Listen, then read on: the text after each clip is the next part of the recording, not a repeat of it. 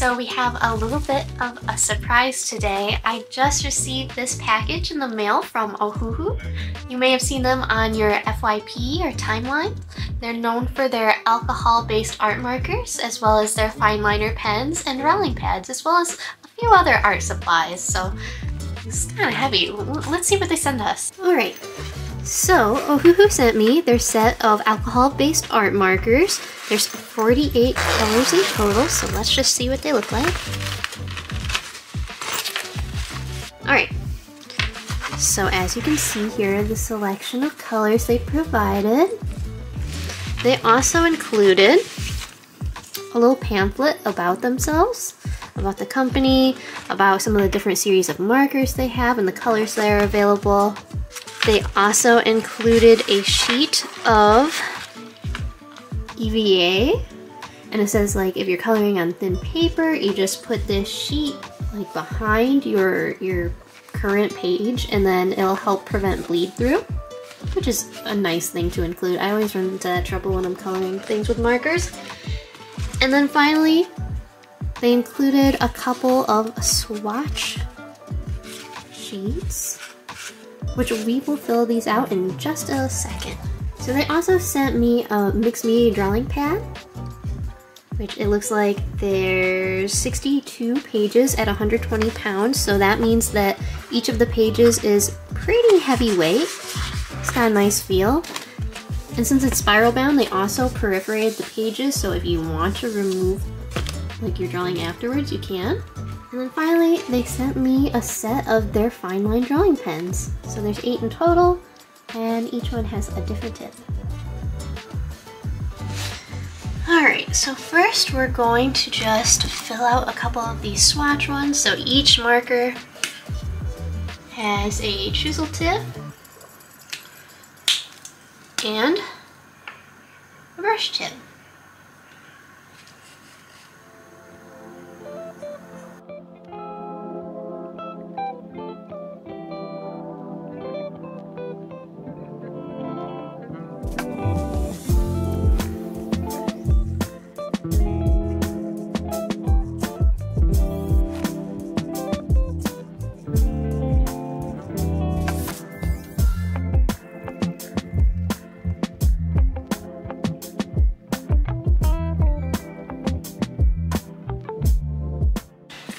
So I have my sketch drawn out with pencil. I'm gonna put this EVA film underneath the page so that it doesn't bleed through.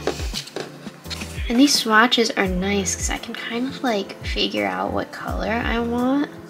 And normally I feel like I'd start with like lighter colors and work to dark, but because I want to blend it, I'm actually gonna start with a darker color. For example, I'm gonna just start under the chin. And I mean, it can be intimidating to just like start coloring with marker, but you gotta just do it.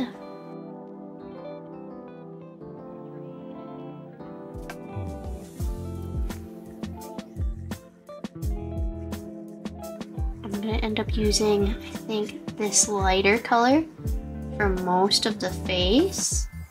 And everybody kind of has their own coloring method. To be honest, I don't know if mine is like weird. It's just what has always worked for me. It's definitely a trust the process moment. You definitely gotta let yourself cook a little bit because it's gonna look a little funky while you're working on it. That's okay. I think people get really discouraged when they start working with marker, because they expect it to look beautiful right away as soon as they lay colors down on the page, and it's like, that's not the case. It's gonna look a little funky. It's not until you start layering and blending that things are gonna start to come together more. And I think the important thing to know too is to not be afraid not only to lay down these very vibrant colors, but to also leave spaces where the light's gonna hit.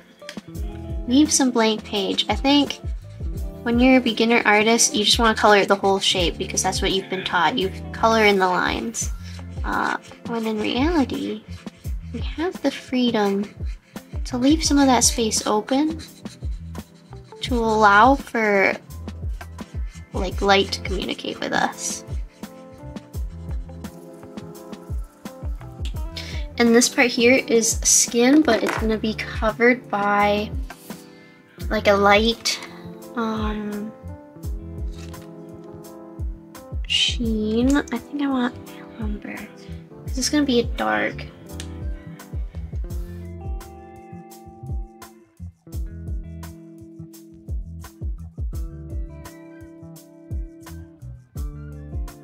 I want her to have kind of a pink and green theme. I think I'm gonna do green eyes. I'm trying not to use too many different colors. The more colors you use, the more like crazy I think your design ends up looking, less cohesive. So I'm trying to use a limited color palette.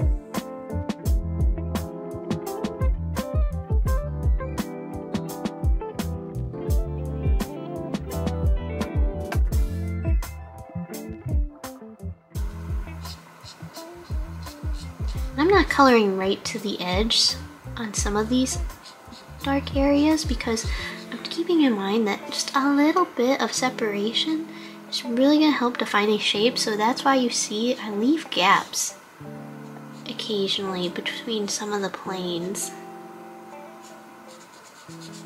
of the objects. Okay.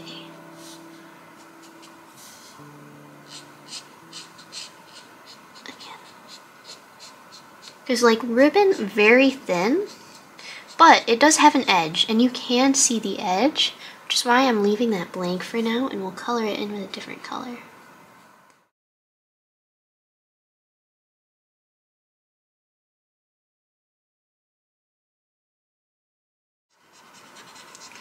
And knowing where to apply what color and what shade of color just comes with practice.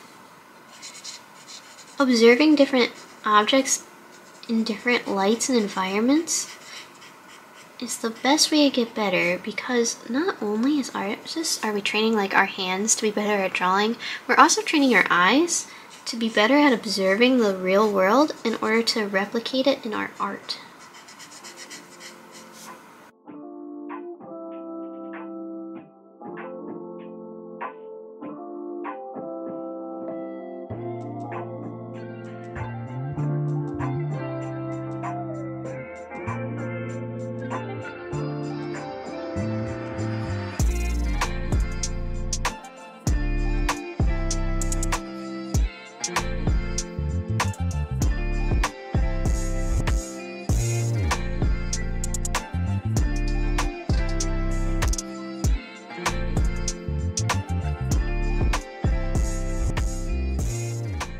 So the reason I chose blonde hair just for this particular piece is because these markers are nice and vibrant, and so there are a few places where we're dealing with pretty high saturation.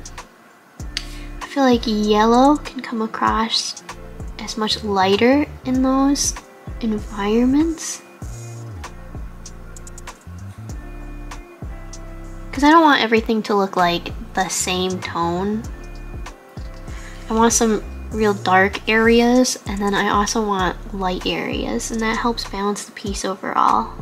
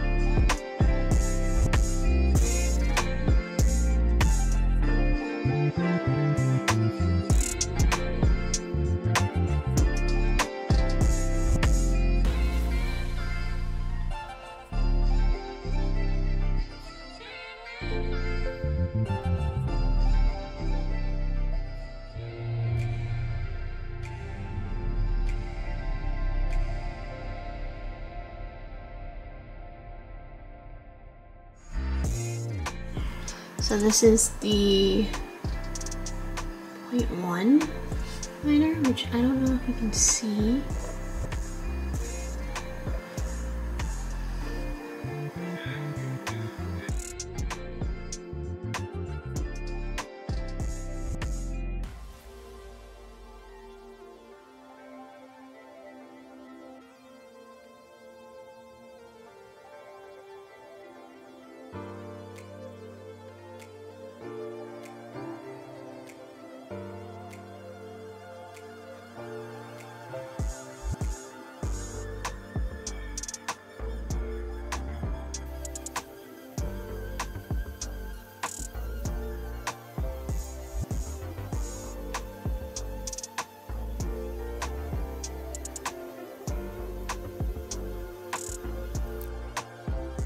Alright, so now I'm gonna use brush tip. I'm gonna create some visual weight by making some lines thicker than others. In general, I want to emphasize the lines of the bow that's closest to us. I'm gonna do the same thing, even on our figure.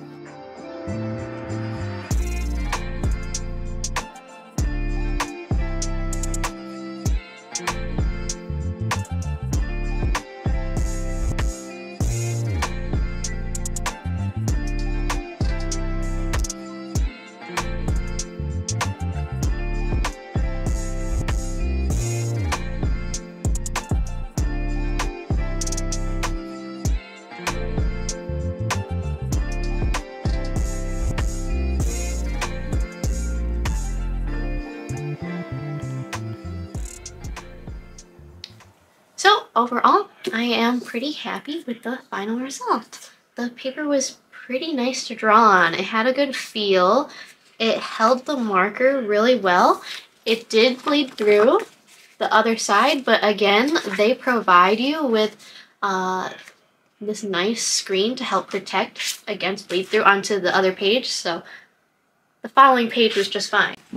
When I was younger, I used to buy markers one at a time. They used to be pretty expensive to buy. They used to be like $6 a marker, which for a broke student was just not very feasible. I only ended up collecting a few markers to work with. Having a set like this is kind of a game changer, especially when you have just nice overall range of colors and shades. This one had 48 colors in it, which I think is a nice amount. I know it's probably a little spendier to buy a full set outright, but having done the one at a time method and now having a set, I think it makes sense to save up for a set. It just helps you create wider range of pieces without having to be like, oh, I've run out of like purple, or I have no skin tone to work with. If you think a 48 set isn't enough, because as you saw in the drawing, I got a good variety of colors, but there were some times when I wish I had lighter shades to have that larger contrast between some of the elements in the drawing. They actually make a larger set of markers, which this part was not provided to me. They sent me a 48 pack. I ended up buying my own 72 pack, which I wonder if I can like compare the two. This is the 48, this is the 72. I think that you could get by with the 48 just fine, but I do enjoy having the 72 set just for when I'm creating really detailed pieces and I just want a full selection of colors. I also own the 24 count skin tone pack. So as you can see, this is exclusively skin tones. This is amazing because not all these colors are included even in the 72 set. And when I'm creating characters, I don't want just like one skin tone. I want to create